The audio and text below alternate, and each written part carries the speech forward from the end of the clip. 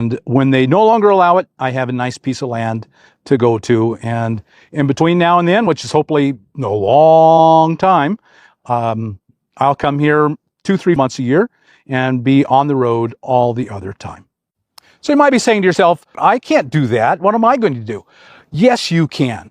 Now, I have a video of the 1 acre piece of land that I bought. I've had that 5 to 8 years, and when I bought it, it was only $2,000 for an acre. And the guy, and this is a standard thing in rural land. You can usually put 200 down, and then 100 or 200 a month, whatever you can afford. And so you can probably afford land as long as you can make those payments. And they are in the ballpark generally of 100 or 200 a month. The down payment is usually very small. They want people to be able to get into these pieces of land, and they want it to be easy for you to buy it, so they carry the note. And so that's what happens a lot. Land speculators subdividing lots and renting them out and selling them out for low payments, and that's what's available. If you look for it, a really good place to look is land.com. So go to land.com and you'll find just a ton of land for sale here in Arizona and Colorado and New Mexico. It's everywhere. It's all over. Oregon's got a bunch of land. And a lot of it is really cheap because it's just kind of remote. I'm probably back 5 miles on a kind of rough road. It keeps people out and makes going out to the main road slow, but it's the pluses and minuses work out well.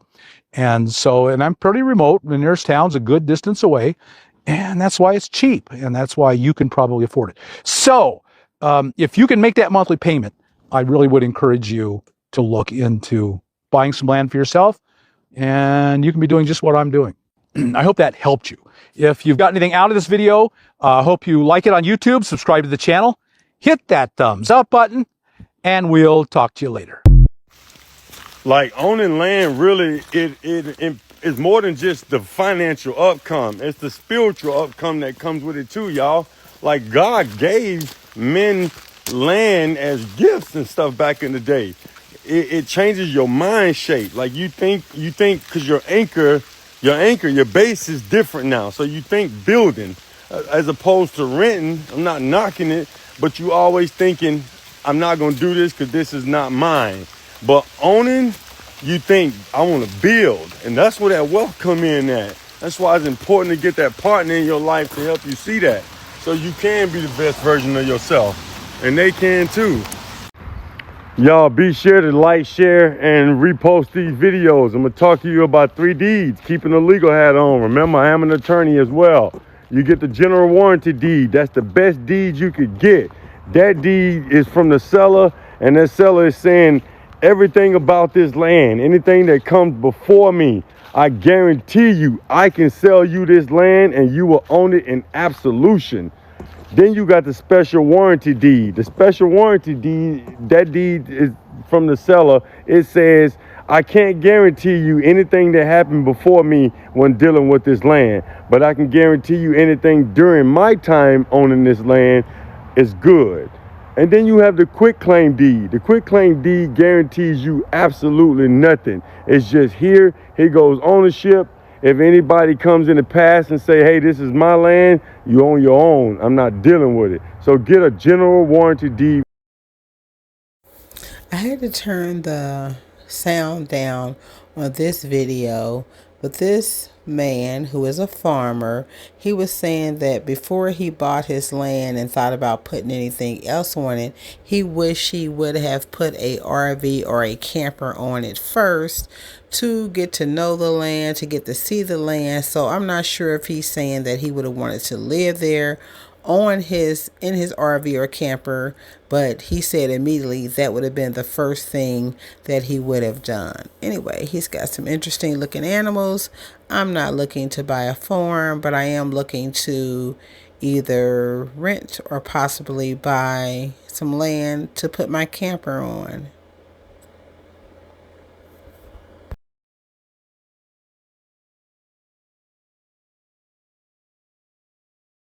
What Coconino does is they will let you buy a permit and spend, I think, either 3 or 6 months. I think it's $50, and you can stay on this land in your RV for either 3 or 6 months. So if you own two 1 acre lots, you could buy one on each and then move back and forth, and you could stay here forever for $100 a year in your RV. You'd be perfectly legal. So, but county rules and restrictions is a really important thing you take into account. I would actually suggest you buy in Apache County, which is far east Arizona, uh, off of I-40, south of I-40 towards St. John. They have very loose restrictions on the county. It's almost certain that you will never have a problem with the county. And so I would actually, if you're out thinking about buying land in Arizona, that would be my first thought, Apache County. It's about the same elevation. You're going to have about the same weather patterns. There is internet like here. It's kind of spotty. You have to go around and make sure you have it on your land. And land is going to be about the same price. You could probably pick up an acre for a couple grand. 5 or 10 acres. It's actually cheaper over there. You could probably buy 10 acres for 5,000 easy. If you're buying larger acreages, you're looking at 1,000 an acre or less in Apache County. So, and there's a lot of it. There's no limit on the amount of land. Okay, all that's all good. That's great. Bob, why would I buy a piece of land? Why do you buy a piece of land? Why should I think about buying a piece of land? Let's consider that. So why did I buy land, and why do I think it's generally a good idea for a nomad to buy land? No, the reason number one is you're now a legal resident of that state. You have a legal address. Someone ever asks you, where do you live in that state? I have an actual address. I'm not going to give it to you, but it's like 1234 Main Street, Williams, Arizona. In fact, you can just punch that address in, and Google will send you right here. It's not the best road in the world. You're going to have some fun getting to it, but you're going to get to it, and so you now have a legal address. And if a ranger ever says to you, do you have a home somewhere? Your answer is yes. That solves all the problems with do you own a home. When you go to title your vehicle and get insurance on your vehicle, they will ask you, where is the vehicle going to be garaged? That's a very specific question. They want to know the piece of land it will be on. I now have an answer. It's 1234 Main Street, Williams, Arizona, and then whatever the zip code is, I don't know. Now I've solved that problem. I am in every way. I don't have to lie. I don't have to kind of fake it or fudge it. I own land here. I am a legal resident. That entitles me to use everything, including camping on public land, National Forest and BLM. There is an issue about that. I'm not going to discuss it, but this solves that whole problem. So that's your number one reason.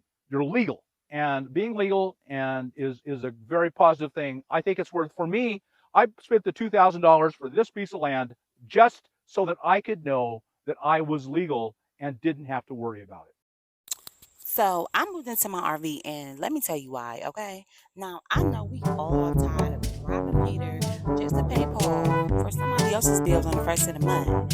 So I came up with the bright idea that I'm going to purchase me some land. I'm going to get me an RV, and I'm going to move on that land. Now, was I scared as fuck?